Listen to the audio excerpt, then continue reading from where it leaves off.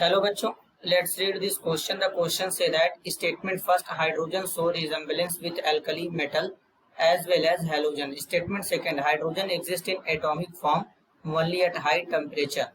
इसके रिगार्डिंग यहाँ पर चार ऑप्शन गिवन है, इन चारों में से करेक्ट को आइडेंटिफाई करना है। तो सबसे पहले समझेंगे की कॉन्सेप्ट। की कॉन्सेप्ट होगा बच्चों properties of hydrogen. Properties of hydrogen. तो अगर हम हाइड्रोजन के बारे में समझें बच्चों तो किस तरीके से दो एल्कली मेटल और हैलोजन के साथ में सिमिलरिटी शो करता है। पहले एल्कली मेटल के बारे में समझते हैं। बेसिकली जो एल्कली मेटल होते हैं जैसे कि लिथियम, सोडियम, इनका वैलेंस इलेक्ट्रॉनिक कॉन्फ़िगरेशन NS1 होता है। वैलेंस शेल में एक इलेक्ट्रॉन होते हैं।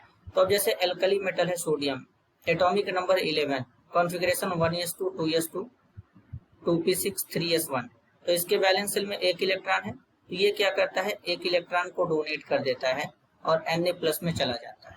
इस तरीके से अब ये Na+ में चला जाता है। तो अब ये क्या करेगा, जब Na+ में चला गया, एक इलेक्ट्रॉन था, तो हाइड्रोजन भी इसी तरीके से इसके वैलेंस शेल में एक इलेक्ट्रॉन होते हैं। तो एक इलेक्ट्रॉन होने का इलेक्ट्रॉनिक कॉन्फ़िगरेशन NS1, एक इलेक्ट्रॉन निकलने के बाद ये भी H+ बना लेता है। इस तरीके से H+ बना लेता है। तो जैसे alkali metal +1 oxidation state show कर रहे हैं, इसी तरीके से हाइड्रोजन भी +1 ऑक्सीडेशन स्टेट शो कर लेता है बच्चों। अब बहुत सारे इनके कंपाउंड भी बन जाते हैं, जैसे कि सोडियम हाइड्राइड बन जाएगा। इस तरीके से बच्चों ये एक कंपाउंड भी बन जाएगा। लेकिन अब अगर हम हैलोजन में देखें तो हैलोजन जो होते हैं ग्रुप नंबर 17 में आते हैं। General halogen X, general configuration NS2 होता है, NP5 होता है। वैलेंस शेल में 7 इलेक्ट्रॉन होते हैं बच्चों। अब जैसे कि chlorine, atomic number 17, electronic configuration 1s2 2s2 2p6 3s2 3p5। अब वैलेंस शेल में कितना इलेक्ट्रॉन है बच्चों, वैलेंस शेल में इलेक्ट्रॉन है 7। तो ये क्या करते हैं, एक इलेक्ट्रॉन को गेन कर लेते हैं। एक इलेक्ट्रॉन को गेन करने के बाद Cl- बनाएंगे। इसी तरीके से हाइड्रोजन भी एक इलेक्ट्रॉन गेन करके H- बनाता है। इस तरीके से शो करता है। अब ये HCl भी प्रेजेंट होता है बच्चों। ये कोवैलेंट बनाते हैं, तो ये भी कोवैलेंट हाइड्राइड यहाँ पर बनता है। इस तरीके से कोवैलेंट हाइड्राइड बनाता है। अब अगर बात करें यहाँ पर जैसे कि एल्कली मेटल, तो एल्कली मेटल क्या करते हैं, आयनिक हाइड्राइड बनाते हैं। अब तो इस तरीके से यहाँ पर ये इनके साथ में सिमिलरिटी शो करता है।